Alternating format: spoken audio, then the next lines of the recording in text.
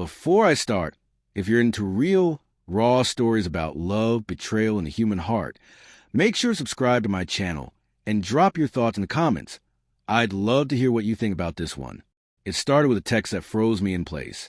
No touch for 30 days. Just like that. 30 words that felt heavier than 1,000 arguments, heavier than any silence we'd ever shared.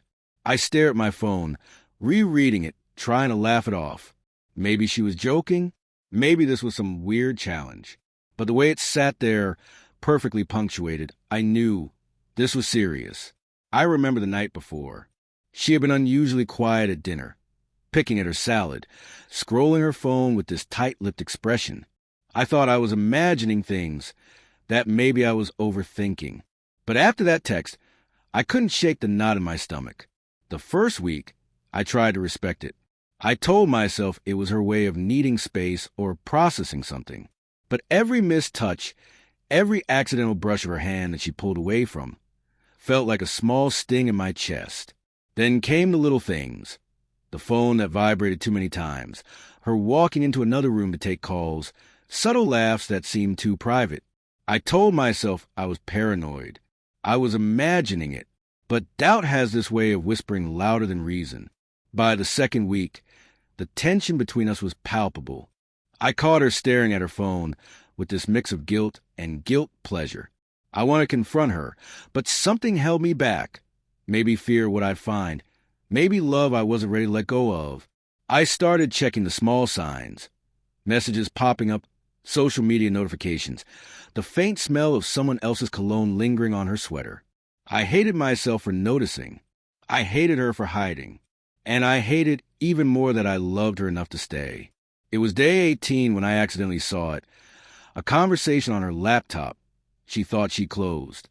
A flurry of texts with a name I didn't recognize. Flirting that turned into meeting plans. My heart twisted in my chest, like it had been tied in a knot and then ripped apart. I didn't yell. I didn't break things. I just sat there, staring at the screen, feeling everything collapse quietly. All the memories came back. Our first apartment, lazy Sunday mornings, the way she used to laugh when I danced like an idiot in the kitchen. Every smile now felt like a lie. Every word she had whispered to me, a rehearsed line. And yet, I couldn't bring myself to leave. Not yet, not without understanding why. The confrontation wasn't dramatic. There was no yelling, no door slamming. I simply waited until she sat across from me at the kitchen table, coffee in hand, eyes avoiding mine. "I saw your messages," I said quietly, and she froze, her spoon hovering midair. She sighed, a sound that used to comfort me now hollowed out my chest. "I didn't want you to find out like this," she admitted. Her voice was trembling, guilt spilling over every word. "It was just one time. I made a mistake."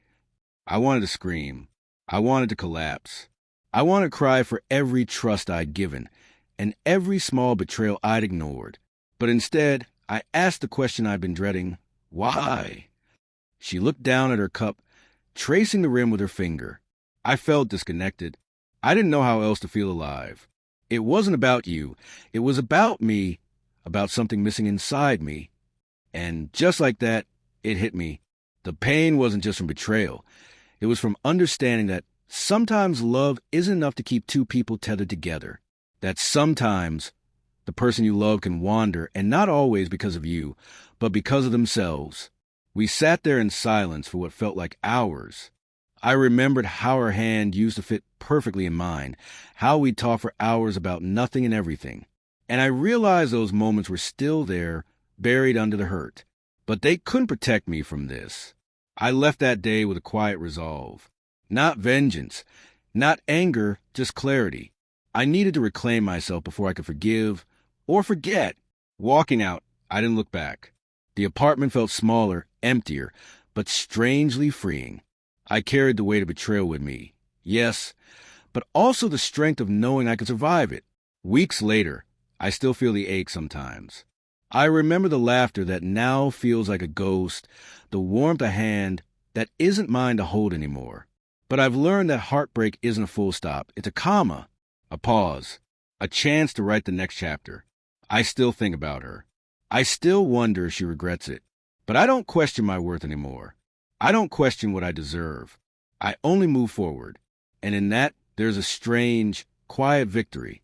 If you've ever been betrayed by someone you loved, you know this story isn't unique, but it's painfully human. Drop your thoughts in the comments. I want to hear your story too. And if you haven't yet, hit subscribe so we can navigate these raw, real emotions together.